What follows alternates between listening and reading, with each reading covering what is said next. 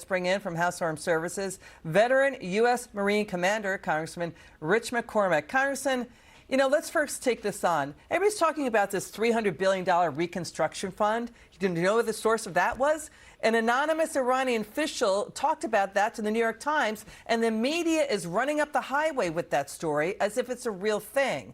The White House says no money for Iran until it turns over its nuclear bomb material, opens the Strait of Hormuz. What do you make of all this?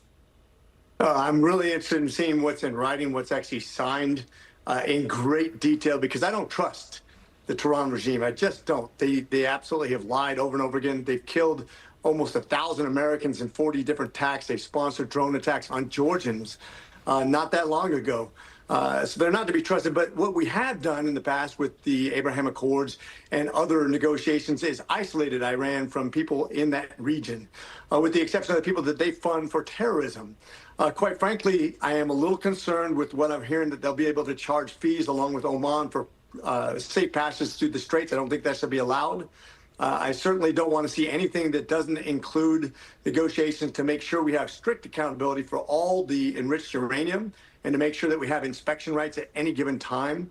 And I want to make sure that their future is tied to a peaceful solution. I'd love to see a regime change if possible. Yeah, so the Trump administration, the president is saying those exact same things. J.D. Vance is saying the same things. Pete Hegseth is saying this.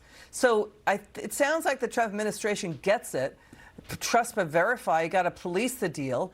So we've got this Axios report, CIA Director John Ratcliffe, Secretary Rubio, Pentagon Chief Pete Hegseth.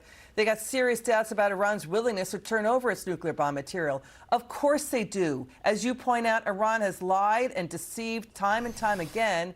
And now the New York Times reports some in the Iran regime believe they could still enrich small quantities of uranium. What's going on here is we've got the hardliners still in there, the moderates in Iran, leaking. People are leaking out of Iran, trying to twist and torque the deal. The president sounds like he's got his red lines. What do you think?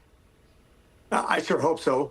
One thing we did, and we did boldly, is take away their ability to produce more enriched uranium, buried it. We need access to that, of course. He also dismantled their entire military, kept them from funding Hezbollah, Hamas, the Houthis, at least temporarily, and of course isolated them from Russia so they can't supply more drones to them, as well as attack Americans currently. So he's done a lot of great things. We just need to make sure that we permanently dismantle their nuclear program, and we have constant access to their programs. That's what the president and the administration wants. And, we've seen now the Gulf states more aligned than ever before against Iran. They're talking more pipelines to circumvent the Strait of Hormuz. It's a new world in the Middle East. This is what the president has done. Congressman McCormick from House Armed Service, thank you, and thank you for your service to America.